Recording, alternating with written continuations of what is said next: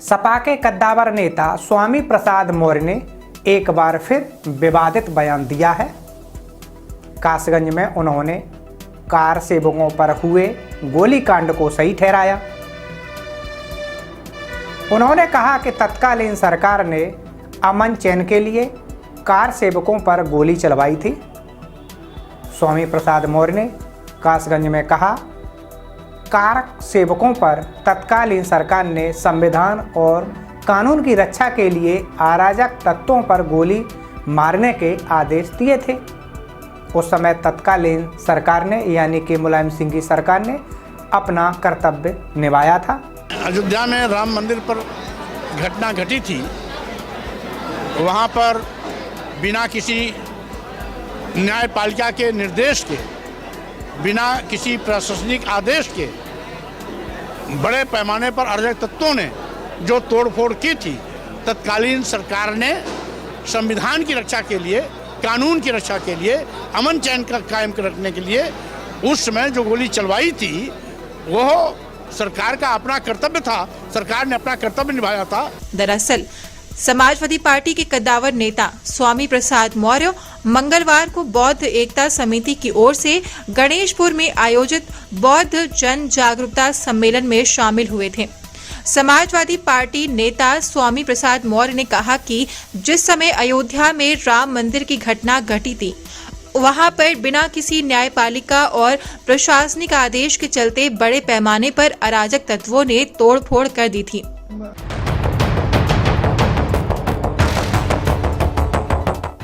आपको बता दें कि आज से 33 साल पहले यानी कि 1990 में अयोध्या के हनुमानगढ़ी जा रहे कार सेवकों पर ताबड़तोड़ गोलियां चलाई गई थी। उस समय उत्तर प्रदेश में समाजवादी पार्टी की सरकार थी। मुलायम सिंह यादव यूपी के मुख्यमंत्री थे। उन दिनों प्रशासन ने अयोध्या में कर्फ्यू लगाया हुआ था। इसके चलते श्रद्धालुओं को एंट्री नहीं दी जा रही थी, लेकिन फिर भी साधु संत अयोध्या की तरफ कूच कर रहे थे। बाबरी मस्जिद के चारों ओर पुलिस ने बैरिकेडिंग की हुई थी। इसी दौरान कार सेवकों की भीड़ बेकाबू हो गई थी। 30 अक्टूबर 1990 को पहली बार कार सेवकों पर गोलियां चली। गोलियां लगने से 5 लोगों की मौत हो गई थी।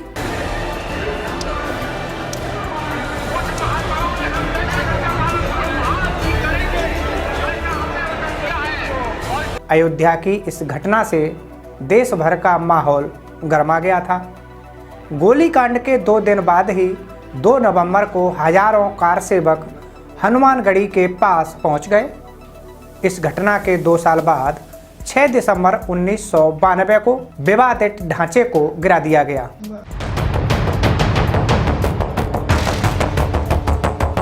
(1990) में हुए गोलीकांड के 23 साल बाद जुलाई 2013 में मुलायम सिंह ने एक बयान दिया था, जिसमें उन्होंने कहा था कि उन्हें गोली चलवाने का अफसोस है, लेकिन उनके पास अन्य कोई विकल्प मौजूद नहीं था।